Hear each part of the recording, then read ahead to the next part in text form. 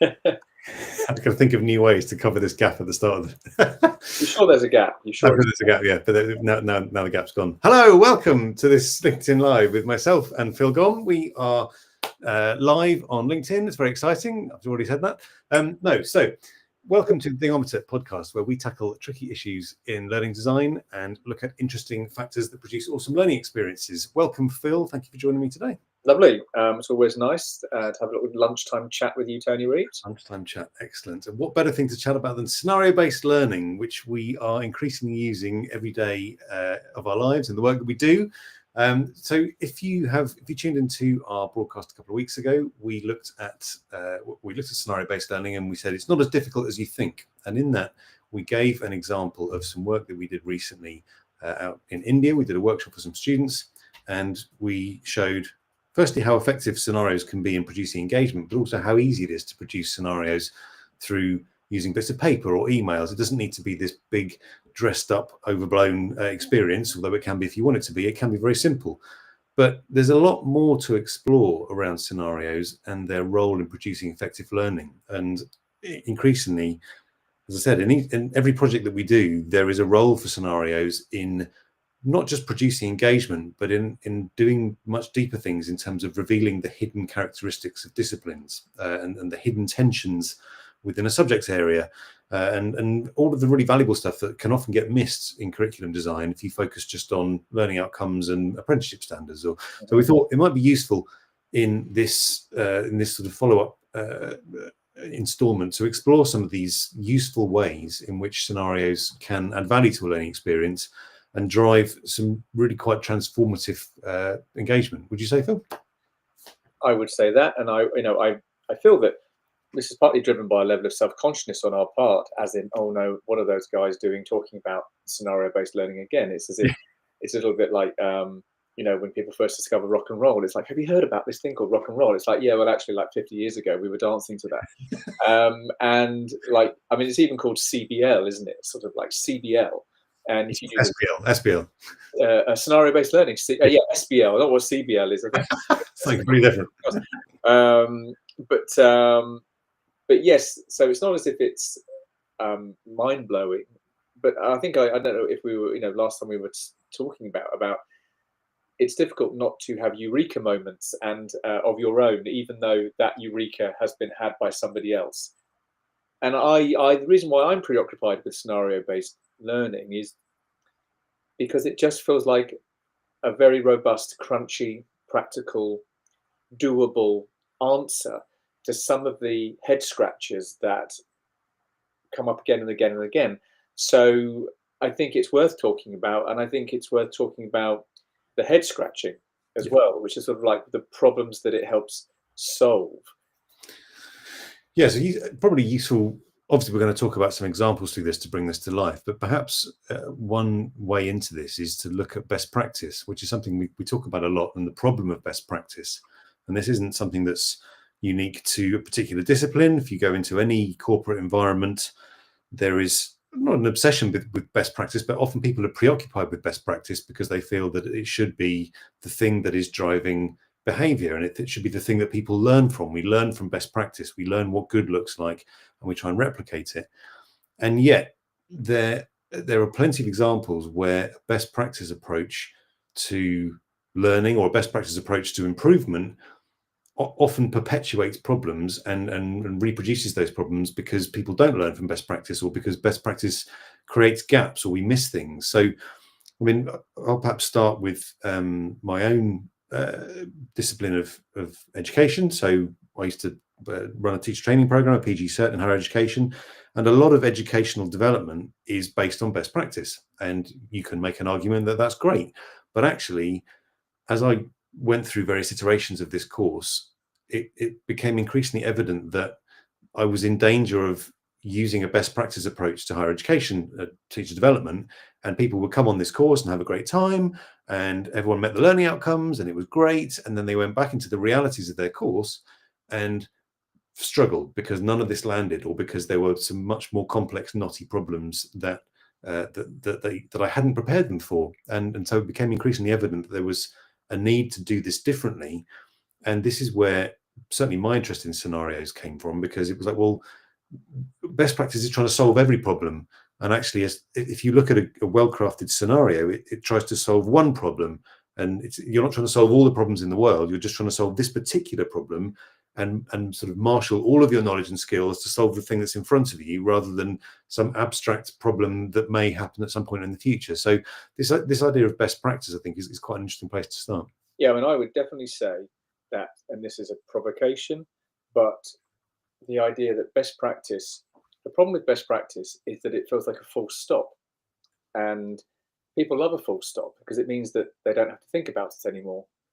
And I think the problem with best practice is that it can institutionalize the likelihood that you are going to discover that you are marginal. So, but like in the higher education context that you've given, Tony, I think it's a great example. You and I both know a number of professional teaching and learning individuals who occupy a space now where they're not delivering content, they're not teaching, they're sort of helping people teach, or they're sort of in the library, they're kind of adjacent, and they're absolute paragons of best practice, and they're entirely ignored. They are people like having them around, and if there's a workshop that you need to go to about kind of inclusivity, that person will deliver it. People will turn up for 45 minutes. There'll be some best practice. People will go away, and they think, well, thank goodness, because at least best practice lives in the head of that person who has got nothing to do with the realities of my job. So best practice feels a little bit like a kind of a supporting character, when what you're really looking for is something that can sort of move to the front and produce change. And I know it's counterintuitive that best practice institutionalizes the status quo, or it somehow produces a muting effect of the very change or transformation that the best practice should promise. But that would be my experience, and the HE one is an absolute banger of an example, because I know of some very senior managers who broadly disdain teaching and learning because it is the repository of best practice. Yeah. That is the arrangement. It is like, that's all well and good. I'm going to listen to you at the same time as I know that what you are saying can produce no change in this more nested, complicated, ambiguous, imperfect space in which we all know stuff is really going on and happening. So I think you're absolutely right to pick that as a great example, but I would say that it's probably across the board, because best practice tends to be the moment when people stop thinking. Whereas I would suggest, and to give you a film reference, and when don't I, but like when I think about films that I still pique my interest, they're ones that deal with ambiguity. So films that purposefully maintain a kind of that don't close the issue down. They keep the issue open, and that tension is not always liked or appreciated by audiences. They're a bit like, why didn't the film tell me what happened next, or why wasn't this film definitive? But I think that a lot of narratives, or a lot of sort of experiences that maintain, sustain, and produce ambiguity and uncertainty, are where all the conversations keep happening. When I used to sort of teach films like that with students, the quality of conversation, the discursiveness that would come out of ambiguity, the reflection, you might call it, the sort of the sense of that thing remained living tissue for longer because of the ambiguity, because it wasn't a closed loop of storytelling. I wonder if does that make sense to you as a continuation of what you were talking about? Yeah, it does, and it's an interesting. Certainty is an interesting juxtaposition with obviously uncertainty, and I think you'd be hard pushed to find a business or a sector that didn't want certainty. And yet, although we've led with an example of best practice in higher education, I remember doing some work several years ago in the area of customer experience, which was sort of cross-disciplinary, looking at insurance, looking at healthcare, looking at IT services, all those kind of things. And pretty much every business that I certainly came into contact with used best practice. So you'd have this sort of loop where you'd have a project, something would happen, you do a lessons learned. Out of that, you'd extrapolate best practice. That would then get shared across the organization, possibly with other organizations. Then you have this proliferation of best practice where you have a sort of an aggregation of what's worked for others in other examples. And that then gets taken as, well, we should learn from that. And so learning teams, L&D teams, take all that best practice and try and bring it back in. But I do think in that cycle, this is why learning teams, in inverted commas, struggle in all areas, because often they are trying to bring best practice into an organization that's dealing with very contextualized, very specific knotty problems. And even if you're an insurance company dealing with problems, there might be another insurance company that's dealt with similar problems, but your problems are specific to your systems and your people and your culture. So there's always this danger that best practice doesn't land because it's decontextualized. And I think this is really where scenarios start to put back in some of that context. There's another reason, I think, and this is maybe this is just me. So I'm going to take a risk now and present myself as being sort of like a particular person. But I think the other reason why best practice sometimes fails to land and why it produces a kind of an inverse counterintuitive response, which is that people reject it because it's best practice.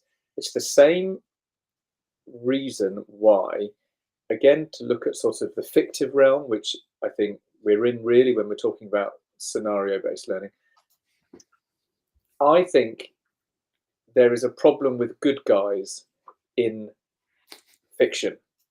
And everybody appreciates this. There's a problem with good guys, and the problem with good guys is they are, rightly or wrongly, a sort of a closed loop, because their behaviours, their reactions, everything, all of those things are a given because they are the good guy. There is a huge tradition of being drawn much more to flawed, conflicted, more complicated characters. In fact, the anti-hero, being drawn to the anti-hero. And I think a lot of current storytelling is around areas of grey, moral nuance, equivalence, ambiguity. And it's because I think we find ourselves in those characters. We might like the cowboy with the white hat who saves the day, but I think there's a sneaking regard and suspicion for the cowboy in the black hat, perhaps, whose motives are perhaps more immediately close to our own or whatever. So I think that there is another problem with best practice is that it is somehow counterintuitively we are less able to engage with it on an imaginative realm. We are repulsed by it because we cannot be it.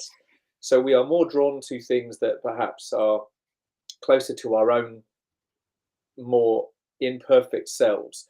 And I think that is one of the problems with you'll often hear people say about best practice or learning development, a bit preachy. You might hear it described as being like, yeah, that's all very well, but what about in the real world? Or, yeah, that's great, but real people don't think like that. Or, yeah, but I think that best practice produces a yeah, but response. I think that's, I'm not suggesting that's good or bad. I'm just saying that I've seen it.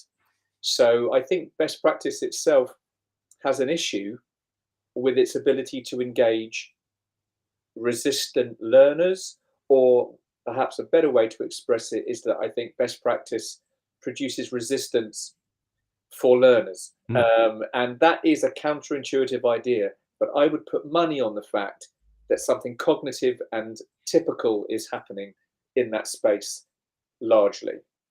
That's interesting because, yes, if we can reduce it, I'm going to try and reduce it to a binary, which is often interesting. But if best practice produces resistance to learning, often scenarios do the opposite, and scenarios produce engagement because they produce conflict. And like you said, they model imperfection.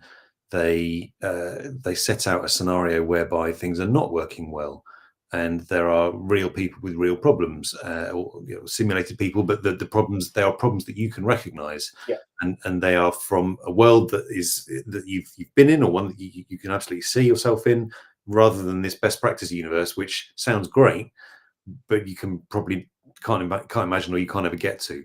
So yeah, this idea of scenarios producing conflict, I think, is interesting. And this idea that you're not trying to solve every problem, you're trying to solve the problem that's in front of you, whether that's a small scenario or whether it's a large scenario, it's still problem based and messy and knotty, and there may not be a clear solution. And in that there are conflicting tensions, and it's those tensions that are often much more effective at producing effective learning.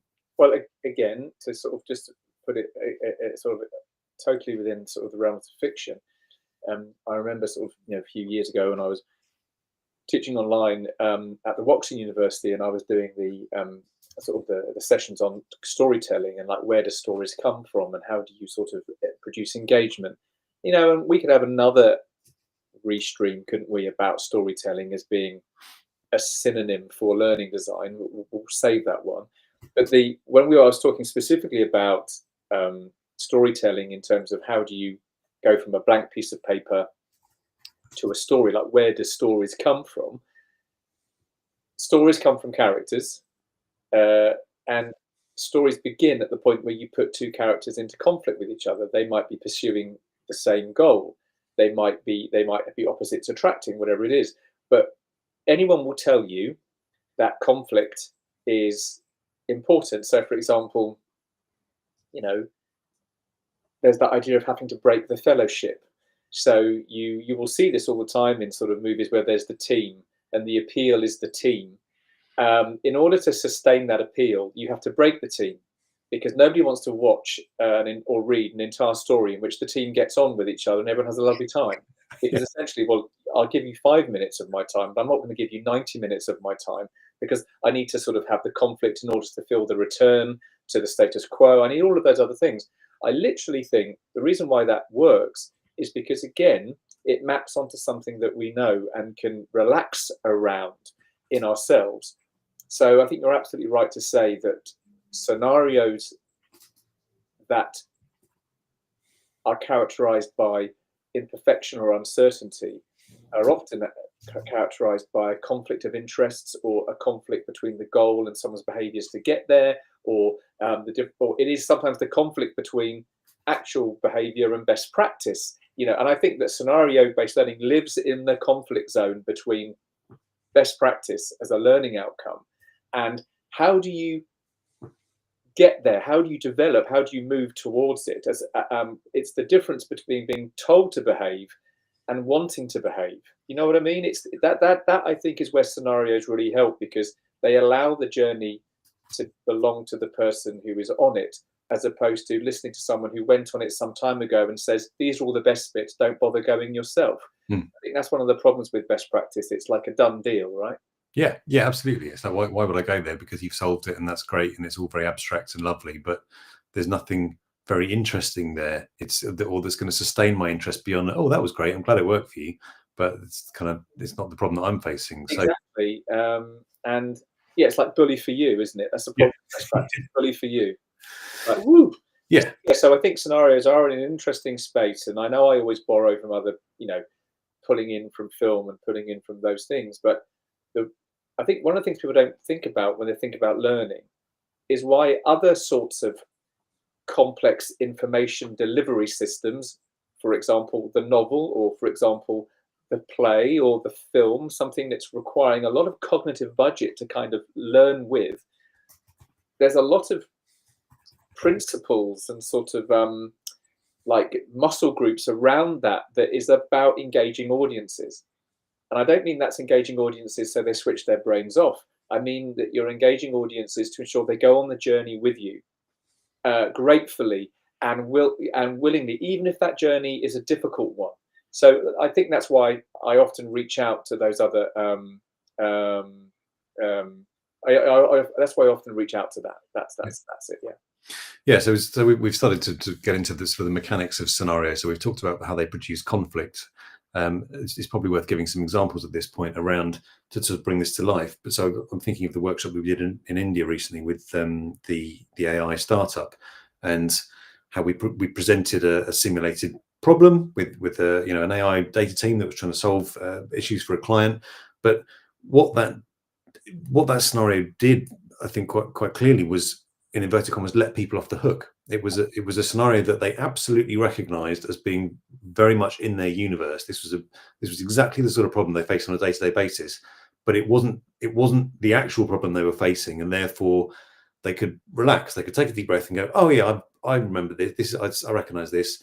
Let's all get involved in trying to solve this problem, which we all recognize. But because it's not the problem that the organization's actually facing, there's no risk, or it's kind of it's de-risk, but it's also still feels real. So that idea of letting people off the hook, I think we've seen quite a lot in terms of driving engagement. People feel invested in it because they see it's relevant, but it also gives them permission to have a go, and also permission to fail. If it doesn't work, it doesn't matter. It's like wearing a mask. I think it's like,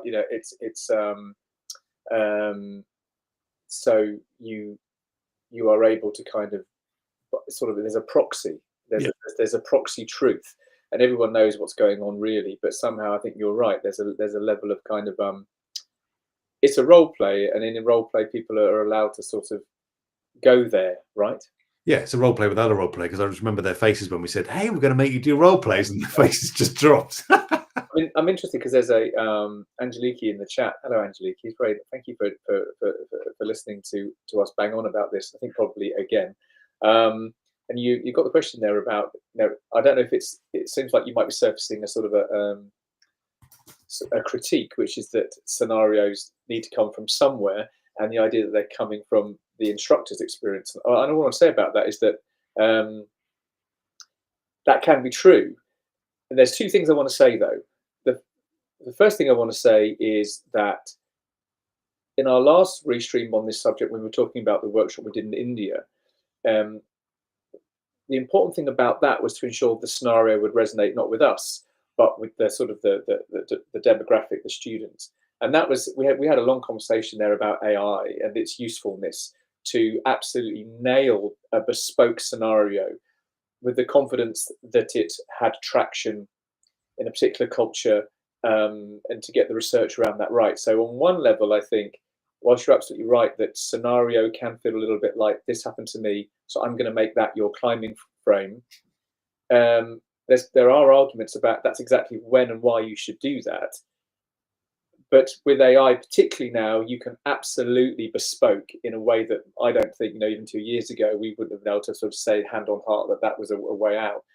But the other thing about scenarios is that they do an interesting thing too, which I think aligns with what Tony was saying around best practice, which is that a lovely thing about scenario is in that scenario, you are fixing that problem, not all problems. So by that, I simply mean is that you can absolutely have a singular, eccentric, idiosyncratic scenario.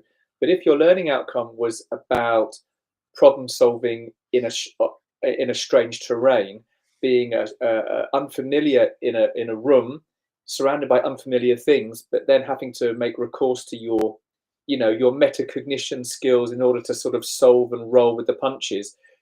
From a learning design point of view, producing a scenario that was absolutely separate and different and idiosyncratic would be absolutely the right scenario to do. So it could absolutely be in the image of the instructor in a way that I don't think would be a failure of empathy, imagination, or somehow an abuse of power. As long as the learning activity being sort of triggered by the scenario was, how do you cope with uncertainty? Or how do you bank your existing skills in a space that you never expected would have relevance for your talents or for your expertise in that space? So I don't know if that is an answer to your question, but I think that scenarios are subjective, as all fiction is, but they're often, I think, the lie that tells the truth.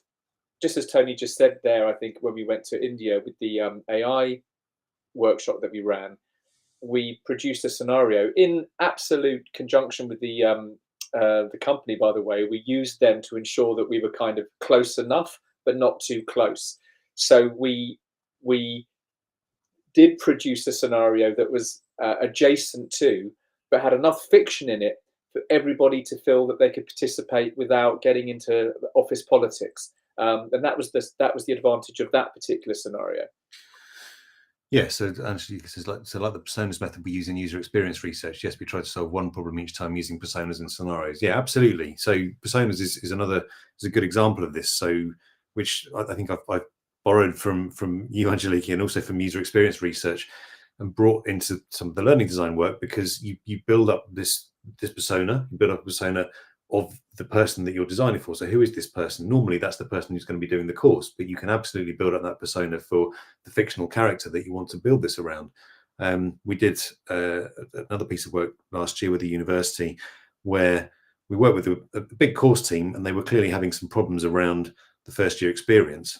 And so we created a fictional scenario which involved a debate, where we presented a fictional student complaint, but it was very much based on one student. This student had made a complaint. We brought that student to life through an email.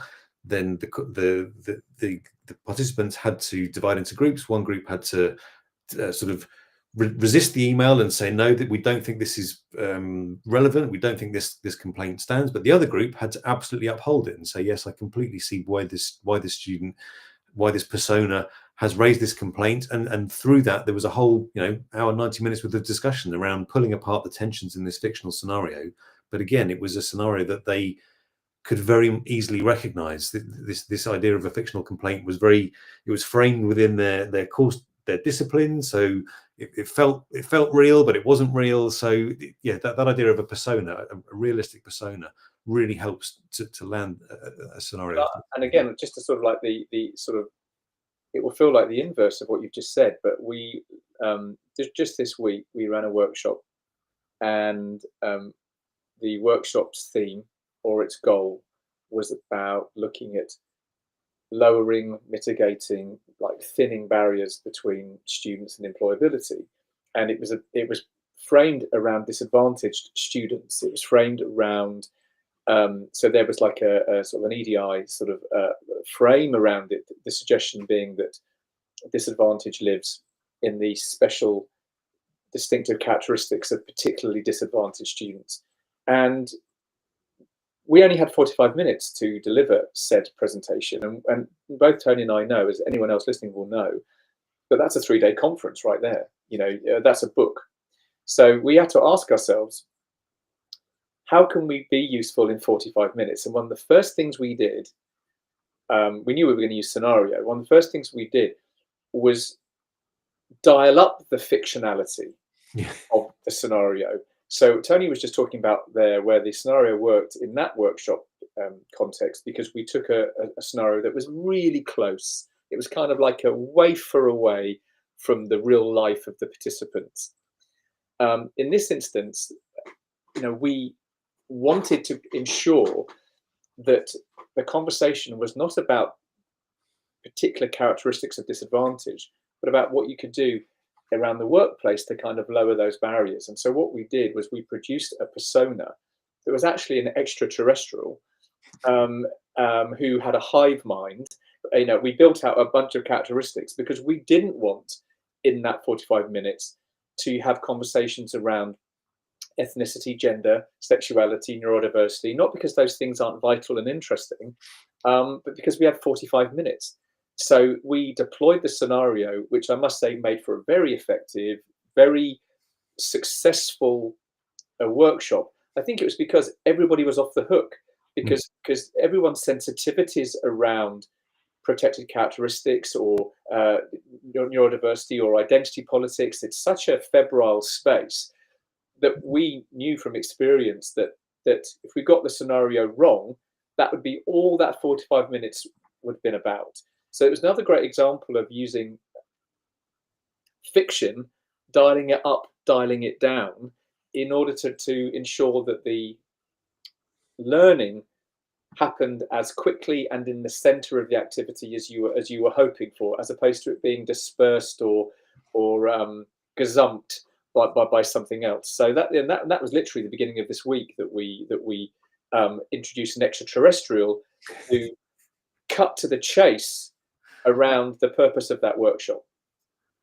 Yeah, so as you say, so scenarios can be very close to reality, but also entirely deliberately fictional, because it absolutely prevents the discussion from getting lost in the weeds of things you don't want to talk about, and gets everyone's working from the same page. No one knows this fiction from anyone else, and suddenly everyone's on sort of starts from on a level playing field. So that really sets up the next bit, which is, so the title of this is How Scenarios Deliver the Skills That Matter. So we've given some good examples of scenarios and how they work, but it's I think it's interesting now to look at what specifically scenarios do around skills. And Phil, I know you've been doing some work recently around sort of, we use this term working muscle groups that learning outcomes and apprenticeship standards often miss. So I think it's probably useful to spend a bit of time looking at why a scenario is able to enable, start again, how a scenario enables learners to meet the learning outcomes that are actually being asked for, even though they aren't visible necessarily in the learning outcomes and apprenticeship standards, if that makes sense.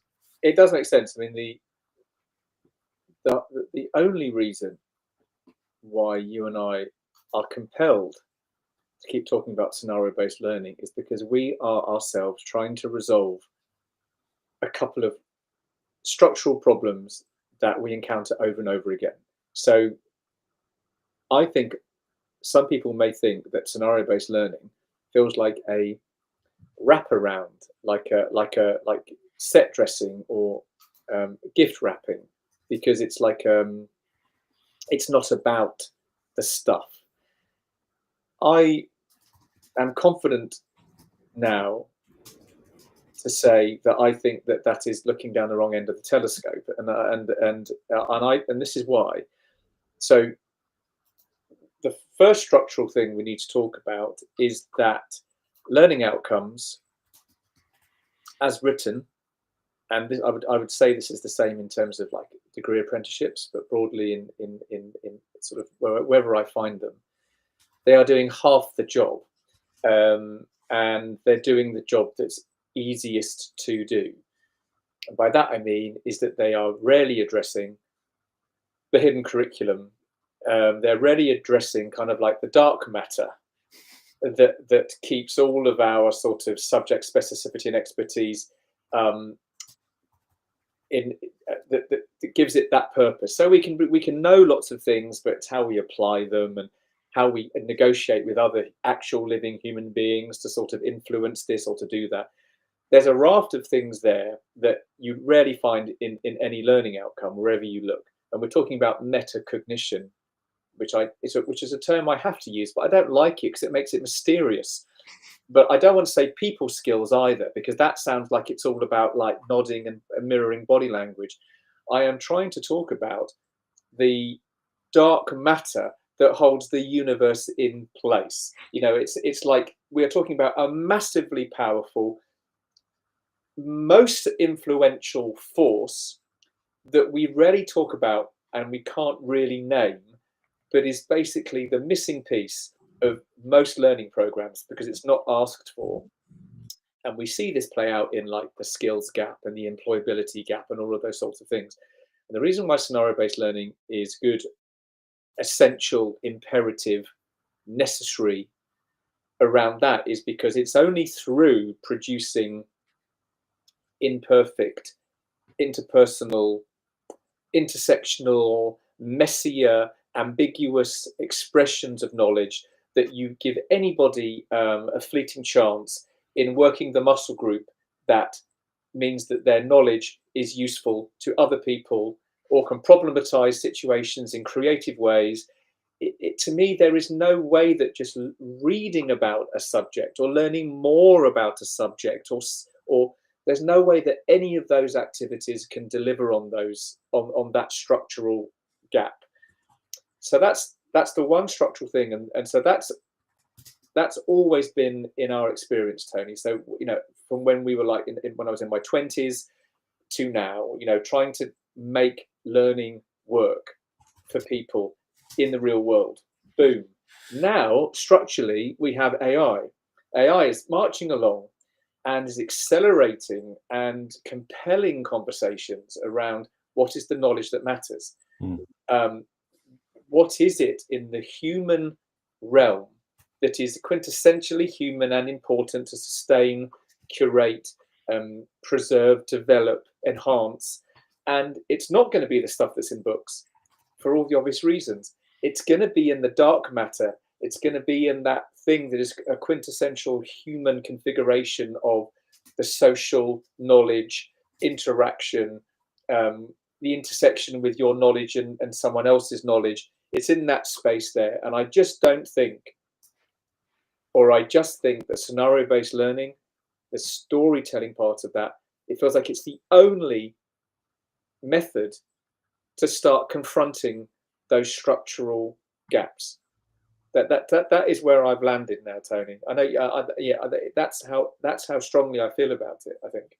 Yeah, I think I totally agree, and I think so if we were to name some of these skills, and we've talked about these in previous conversations around things like navigating ambiguity, adaptability, ethical decision making, all the things that not just employers don't just say them to us, but you read them everywhere. These are the skills that employers really want. They want graduates, they want employees to be able to deal with the uncertainties, to deal with complexity, all the kind of the messy realities of life in the modern world. Whether that's in a business, in a hospital, or wherever it happens to be, life is messy. So the real skills, in inverted commas, are not just the discipline. You need some disciplinary knowledge, but you need, as you say, this hidden stuff, all this hidden stuff that makes you useful.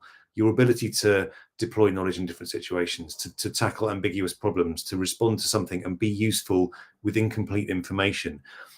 I cannot think of a better way at the moment to teach that, to enable people to learn those skills, than through scenarios. And you mentioned AI, and I think this is why, certainly in the field that we're working in learning design, AI is a hugely powerful tool in this area, because what it's doing is it's enabling an increasingly tailored approach to learning design. And so often, as you say, whether that's a book or a video, or it's someone else's context. It might be close to your context, but you've still got to expend some cognitive budget to sort of bring that person's world into your own world. We're doing a bit of work at the moment for a client where a course was built for a particular cohort of students that were sort of data specialists working in the automotive industry. And there's a new cohort of students going through that are working in the healthcare industry. Now, if you give them a bunch of automotive examples, they might be the right examples, but they will almost certainly not land, or you would have to expend so much cognitive effort for those healthcare people would have to think, like, how do I translate that into my own experience? But using AI, you can very quickly say, okay, so these are the outcomes. This was the previous example.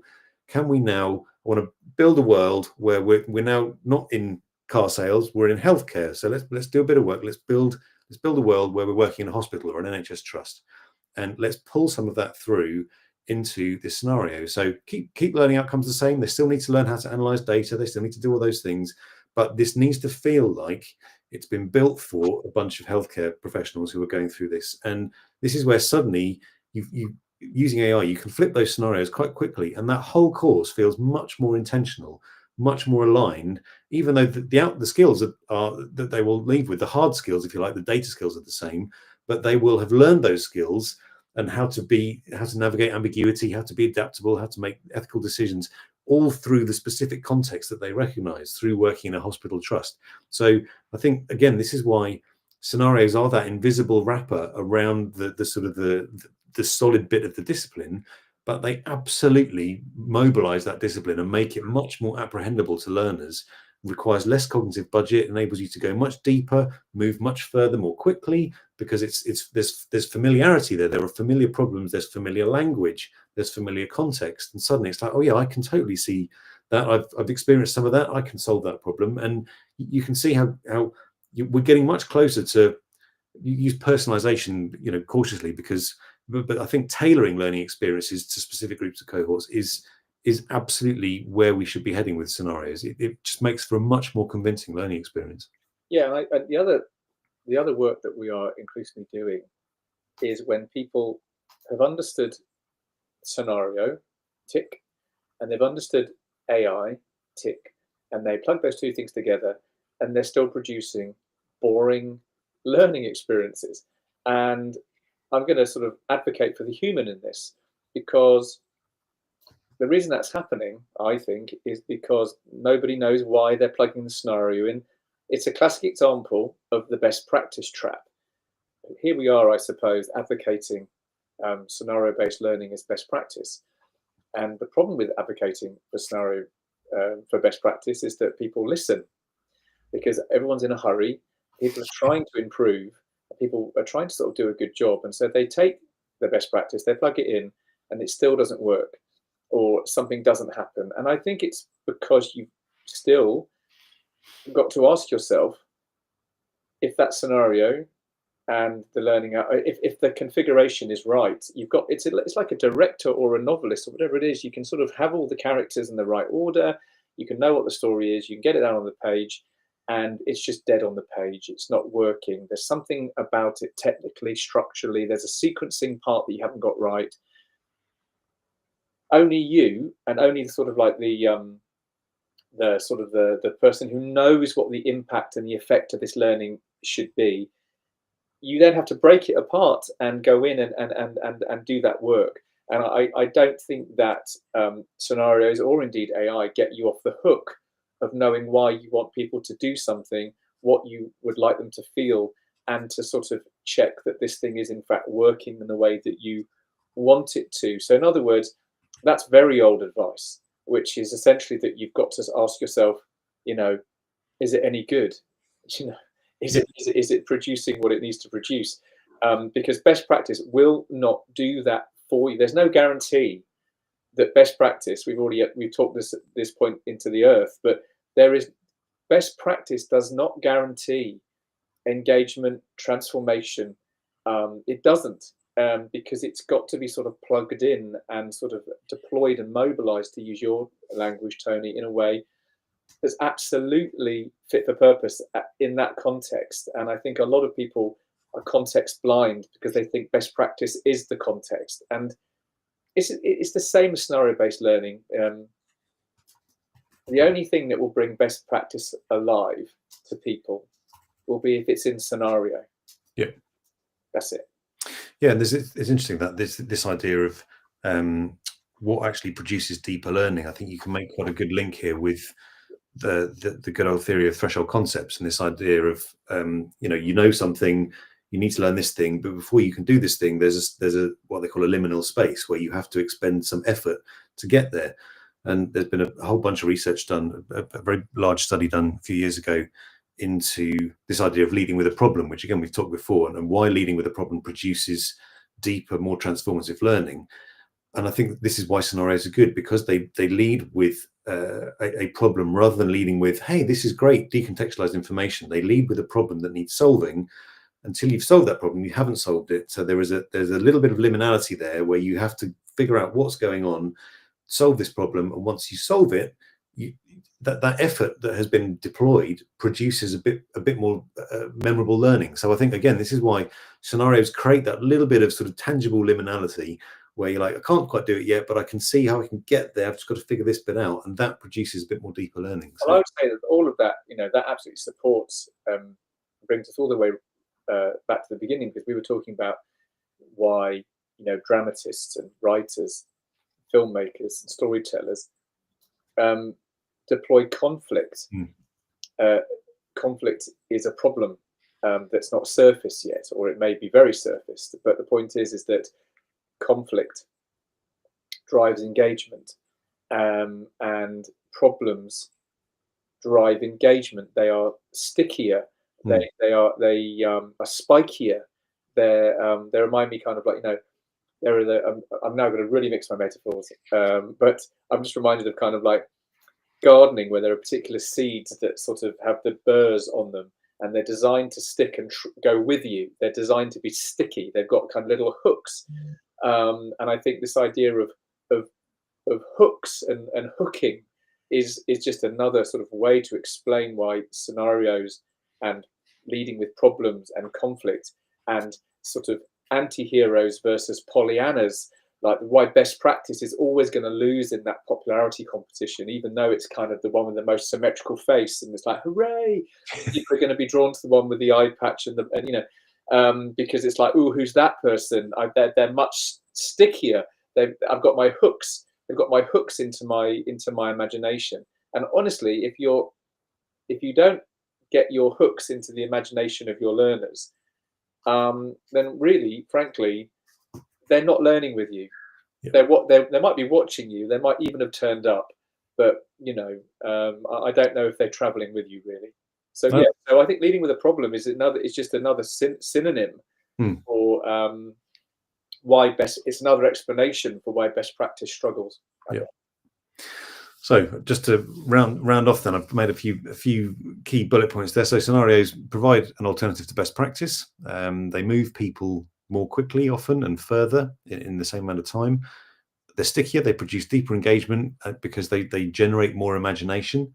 Mhm. And they help you teach the skills that really matter. So not just the discipline, the adaptability, the ability to respond to uncertainty, and make more nuanced decisions around complex problems. So lots of reasons to use scenarios. I'm sure we could keep talking about them, but that's just certainly the next installment in our series on scenario-based learning. I hope that's given a bit more of an insight into why you should make scenarios a part of your learning design toolkit. Would you say, Phil? I would say, I would less cautiously than Tony, which is the way we roll. I would say that if the problem that you know exists is the one where the thing that you've designed or the learning experience that you've got is failing to do what you want it to do, the skills that it's producing are perhaps more one-dimensional. If you think about all the dimensions that a person needs by which to kind of negotiate a space beyond the discipline, all of that kind of stuff, I would say, hand on heart, that a scenario, problematizing your subject knowledge through scenarios is one clear and obvious structural way that you begin to fix that problem. But I would put money on and say produce immediately more engaging, more interesting learning experiences. So I think it does two things. It's like it sorts that problem out there, and it probably sorts your satisfaction engagement problems in there. That would be that's my gut feeling about it. So no scenarios at your peril. Phil, thank you very much. I would say happy Friday, but it's Thursday, so happy Thursday. Thanks very much. Yeah. Thank you, Angeliki. Thank you to all watching this. If you're watching the recording, thank you for watching the recording.